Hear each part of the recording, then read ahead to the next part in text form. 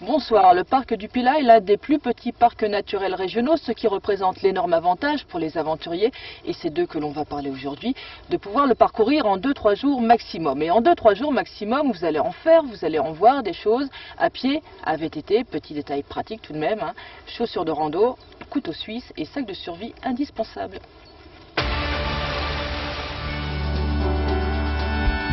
km² de moyenne montagne, plantée entre vallées du Rhône, de l'Ondelle et du Minier, plusieurs centaines de kilomètres de sentiers balisés, le parc naturel régional du Pilat est le site d'aventure idéal, un écrin vert situé à 3/4 d'heure de Lyon et allez, disons 3 minutes 30 de Saint-Étienne.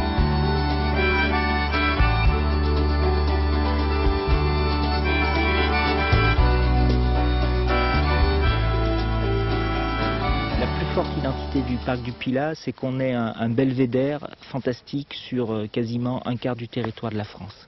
Donc ça, c'est vraiment la chose qui frappe quand on est dans le Pilat, c'est qu'on se retrouve très rapidement dans des situations de balcon, au-dessus de la vallée du Rhône, au-dessus des Alpes, en ayant des perspectives sur le Velay ou sur les volcans d'Auvergne qui sont assez extraordinaires. Malval-Saint-Sabin, circuit numéro 3 sur le topo guide du Pilat. Premier tronçon du parcours de 3 jours que nous avons imaginé pour vous. Pour orienter le groupe de randonneurs, Pascal, éco-guide au parc. Sa devise favorite, ici on ne se perd pas, on s'égare tout au plus. Donc voilà la première borne.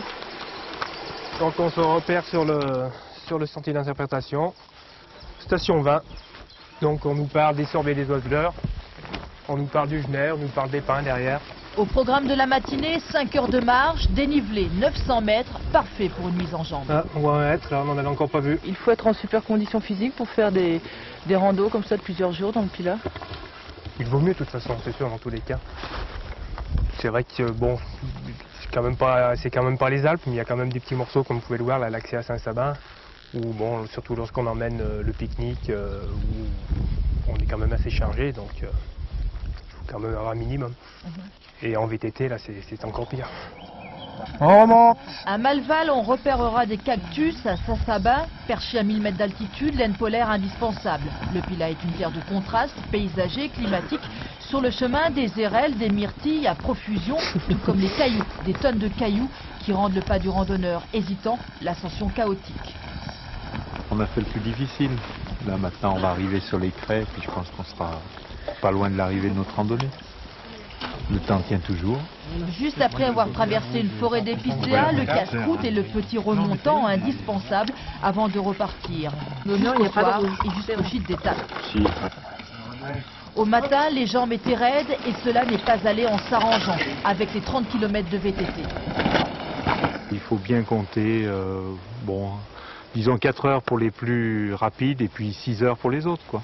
D'accord, Voilà. donc Et nous, on est parti pour la journée. Ah, mais sans problème.